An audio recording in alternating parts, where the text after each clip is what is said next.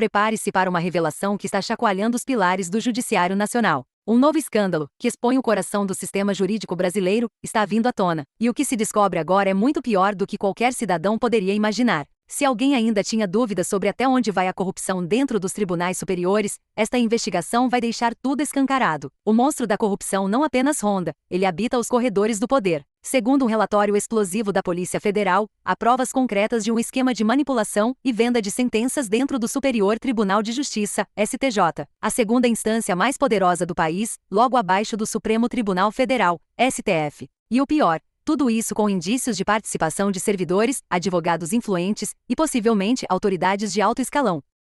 A investigação, que corre sob sigilo e foi remetida ao Supremo Tribunal Federal, caiu no colo do ministro Cristiano Zanin. Sim, o mesmo Zanin que já teve o nome envolvido em polêmicas da era Lava Jato, mas que, previsivelmente, saiu ileso após tudo ser anulado. Agora, ironicamente, ele é o relator responsável por analisar um esquema que pode redefinir o conceito de impunidade no Brasil. A pergunta que ecoa é simples: será que dessa vez vai dar em algo? De acordo com o relatório, o sistema funcionava como um mercado paralelo de sentenças. Empresas e empresários interessados em resultados favoráveis fechavam contratos milionários com determinados escritórios de advocacia, contratos de fachada, sem qualquer prestação real de serviço. O dinheiro, disfarçado de honorários, era repassado a intermediários que operavam diretamente dentro dos gabinetes de ministros.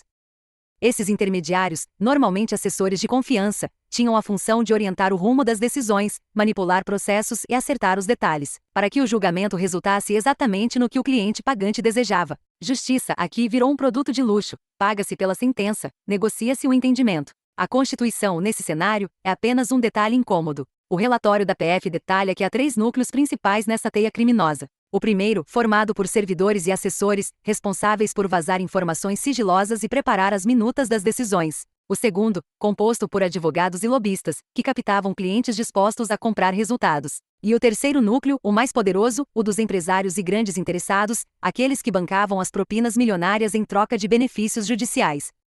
Mas há um quarto grupo, o mais protegido de todos, que permanece nas sombras, o dos próprios ministros. Esses, segundo investigadores, mantêm distância estratégica para não deixar rastros diretos, escondendo-se atrás de seus assessores. Ainda assim, o volume de indícios que chega ao STF é suficiente para levantar sérias dúvidas sobre a integridade de alguns gabinetes. Mensagens interceptadas pela PF revelam um linguajar típico de organizações criminosas, códigos, apelidos e metáforas para encobrir os atos ilegais. Em vez de sentença, falava-se em obra. Quando diziam "a obra está pronta", significava que o texto da decisão já estava redigido, faltando apenas os retoques do patrão, uma referência à assinatura do ministro. O orçamento, por sua vez, era o valor combinado da propina.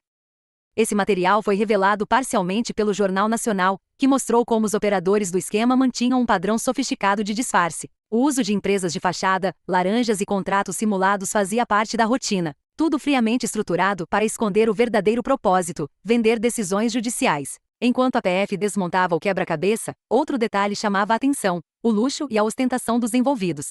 Um dos advogados citados movimentava quantias incompatíveis com sua renda e mantinha uma coleção de relógios de luxo. Em uma busca foram encontradas 3 caixas de Rolex, um deles avaliado em mais de R$100 mil, pago em dinheiro vivo. Um retrato simbólico do poder paralelo que opera dentro das cortes. Apesar da gravidade, até agora nenhum ministro foi formalmente acusado. A Polícia Federal concentrou as imputações nos assessores, mas a pergunta é inevitável: como um esquema tão amplo poderia existir sem o conhecimento dos superiores? É difícil acreditar que ministros, cercados de informações e decisões diárias, fossem completamente alheios ao que se passava em seus próprios gabinetes. Essa blindagem é antiga. Nos bastidores de Brasília, há décadas circulam rumores sobre corrupção silenciosa dentro dos tribunais superiores. O que antes era conversa de corredor, agora ganha forma documental. O problema é que o caso caiu exatamente nas mãos de quem pode engavetar ou acelerar, e historicamente, o desfecho costuma ser previsível. O Brasil já viu esse filme antes. Quando escândalos tocam o judiciário, a regra é clara: investiga-se, repercute-se, mas nada muda. É o ciclo da impunidade. Basta lembrar de episódios como a delação de Sérgio Cabral, que citou ministros do STF, incluindo Dias Toffoli, como beneficiário de decisões negociadas por valores milionários. Essa delação, claro, foi anulada, e, ironicamente, o próprio Toffoli participou da decisão que o favoreceu. Se no STJ, o segundo tribunal mais importante do país, as decisões podem ser compradas, o que esperar do topo da pirâmide, o STF? Essa é a dúvida que ecoa entre juristas e cidadãos indignados. Quantas decisões, quantos destinos, quantas condenações ou absolvições já foram moldadas não pela justiça, mas pelo dinheiro? O escândalo atual revela algo mais profundo: a desconfiança total na imparcialidade da justiça brasileira. Quando a população percebe que até as mais altas cortes estão contaminadas, o que resta é o descrédito completo nas instituições. Diante desse quadro sombrio, cresce o clamor por uma reforma radical no sistema judiciário. O país precisa de leis rigorosas que atinjam não apenas políticos e empresários, mas também magistrados que ultrapassam os limites da ética. As 10 medidas contra a corrupção, apoiadas por milhões de brasileiros e enterradas no Congresso, voltam a ser lembradas como símbolo de uma oportunidade perdida. A verdade é que sem punição real, nada muda. O poder, protegido por privilégios e fóruns especiais, continua intocado. A corrupção no judiciário é a mais perigosa de todas, porque destrói a última esperança de justiça.